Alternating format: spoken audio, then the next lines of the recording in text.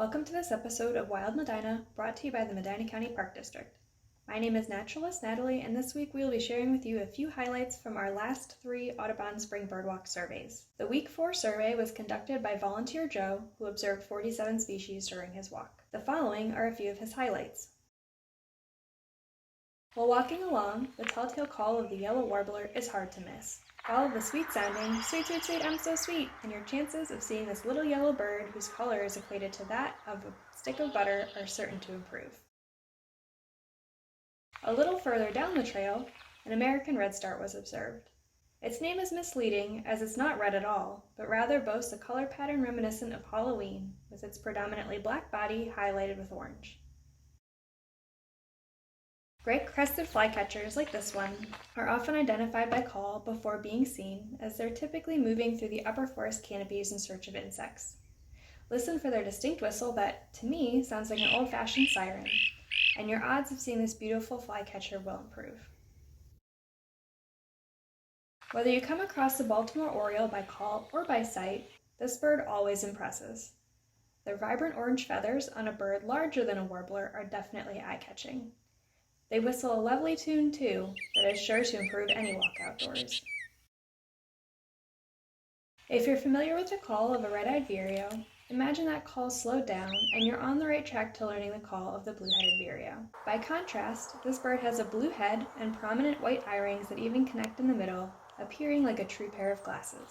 The Week 5 survey was conducted by Volunteer Joe, who observed 42 species during his walk. The following are a few of his highlights. A glimpse of a Scarlet Tanager like this one never disappoints. The vibrant red of the body, contrasted with black wings, cuts through even the gloomiest of days.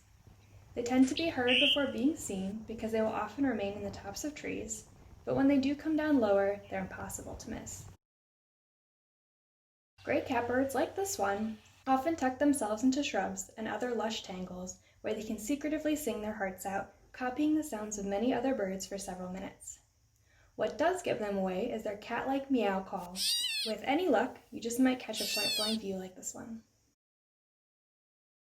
Black-throated green warblers are always a treat, not just to hear, but to see. They don't come to feeders, but if you do have trees in your yard, it's worth exploring them for views like this of a bird with a prominent black throat, lemony yellow head, and green back. The Ovenbird is well camouflaged for life of foraging along forest floors for insects and the dead leaves that blanket the ground. Even their dome nests that resemble an outdoor oven are well camouflaged. It can make them hard to spot, but their teacher, teacher, teacher call is sure to give them away. The call of this sparrow may trick you into thinking it's a wren until it is seen. While clearly a sparrow by sight, its clean streaks and overall neat appearance are just a few of the field marks that help to make for an easier ID.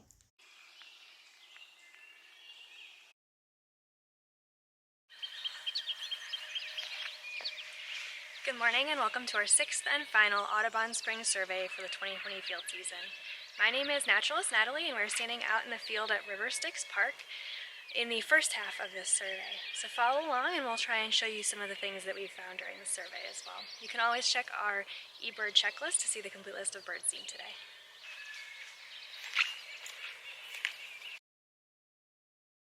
Despite the dense fog that hung around through a majority of this survey, the male eastern bluebird stood out in stark contrast, showing off his vibrant blue and rusty feathers, contrasting with a white belly.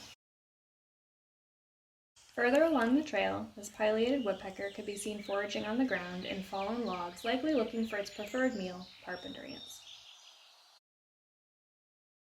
Along a bend in the trail, this eastern towhee could be heard before seen as it sat on a similar colored branch in the fog. If you look and listen, you can observe it making its call, which sounds similar to an abbreviated version of its telltale song, "Drink Your Tea."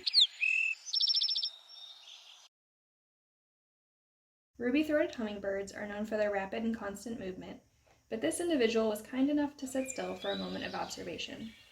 They are known for the male's vibrant green back and red throat, but their feathers are iridescent, meaning that in low or poor light they can look darker and the color may seem different than you might expect. Black and white warblers are specially adapted to grabbing onto and moving along bark as they probe bark and moss for insects. They forage similarly to a white-breasted nuthatch, so before you pass a small bird in the distance off for a nuthatch, be sure to take a second look, and it just might be this black and white streaked wood warbler. This Magnolia Warbler was one of the last birds seen during the walk. They are named for the tree that they were first discovered in, Magnolia, which does not help with identification. Luckily, the warbler itself is a very memorable one, with its bright yellow throat and belly contrasted with a dark black necklace. At the end of the 6-week survey, we tallied all of the species of birds observed. In total, more than 90 species were documented this spring at River Styx Park. If you would like to see this list or the individual eBird lists from each survey, links will be provided in the caption for this video. We also encourage you to share your wild Medina findings with us, whether it is a checklist on eBird, a photo on iNaturalist, or a comment on one of our social media pages. We hope to see you out on the trails soon.